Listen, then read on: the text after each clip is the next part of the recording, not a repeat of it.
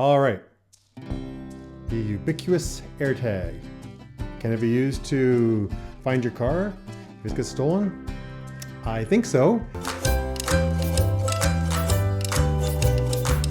But there's a couple things that maybe you need to know about the AirTag, its limitations as well, and then we'll get into how to get rid of one of the limitations, which will hopefully buy you a bit more time in terms of tracking your car or your camera bag or your dog with your phone. The AirTag was never intended to be really a tracker. It was more along the lines of finding something that you lost. In that way, it has two systems which help the user and will also help a robber figure out if you have one on you or around you. So one is defeatable, one is kind of built right in. So the positives of the AirTag, basically they're cheap, they use a 2032 battery, can last up to a year, don't have to recharge them. In fact, there's a guy who used an AirTag to track his SUV from Toronto to Dubai, where they found it in a used car lot. So it totally works. They're easy to afford, so you can hide more than one. Therefore, your percentage of discovery go down. The negatives. Well, it will send a message alert to anyone with an iPhone and Android now, I understand, that there is an AirTag not belonging to them following them. So they will know. And, well, guess what? They can actually ping it prior to having that alert and with a third-party app. Therefore, removing the speaker is one of the things you actually can do. There are different ways of removing the speaker, some a bit more butch than the others, and I think I found one that at least will keep it mostly intact the way it was built. Anyhow, what we cannot disable is a signal that alerts a stranger's smartphone they're being followed. This message can take from 8 to 24 hours according to Apple. Alerts come faster at night or when people are within 4 meters of the device. Alerts also come more quickly when users are in a place they frequent, like their home or work. The second layer of alert is a chirping sound. Apple says after 3 days, an AirTag will sound an alarm for 15 seconds, and then a few hours later it'll sound it again at about 60 decibels. There are many videos on the internet showing how to disable the speaker on an AirTag.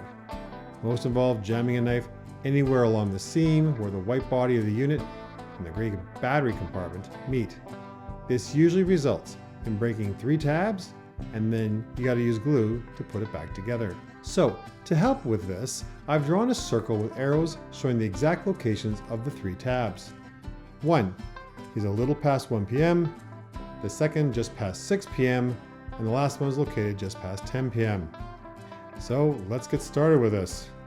Number 1, mark proper locations. Draw a line with a pencil or Sharpie that crosses the white and gray plastics so that you can line them up again once you are reassembling them.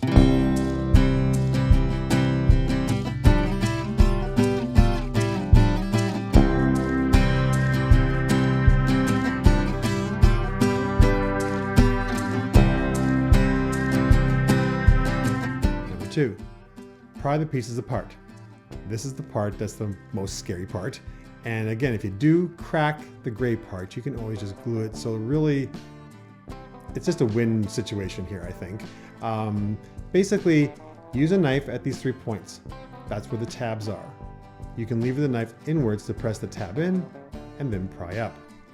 Each tab will release and not break if you do it this way. Top tip. Try to use a super thin knife like an X-Acto knife because you may snap the knife and that can be dangerous. And always wear safety goggles when you're doing this, of course. I used basically a box cutter knife that is thicker but still sharp enough to get into the edges. Number 3, separate the compartments. Number 4, remove the speaker. Pry out the speaker located in the middle of the body. Usually it's sitting in the body, but some of mine actually came out being glued to the bottom of the gray battery compartment. So that was actually a little easier. If it's still in the white body, place your knife beside it and carefully pry it up. It should pop right out pretty easily. Number 5, reconnect the 2 compartments. Simply line up your pencil lines you drew previously and push down directly on the tab areas so they click back into place. Number 6, congratulations! You've now disabled the speaker so it will not chirp and give away your hidden location. possibly use a container with an adhesive on one side to securely fasten to a secret location. However, make sure you can access this container so that when the battery does die, you can change it easily. Whatever you do, don't be lazy and just toss one in a glove compartment or console storage area. You do not want to make this easy for the scumbag trying to lift your car. Even if the thief has been alerted there's a tag following them, or has scanned for one, they need to find it before you or the police do.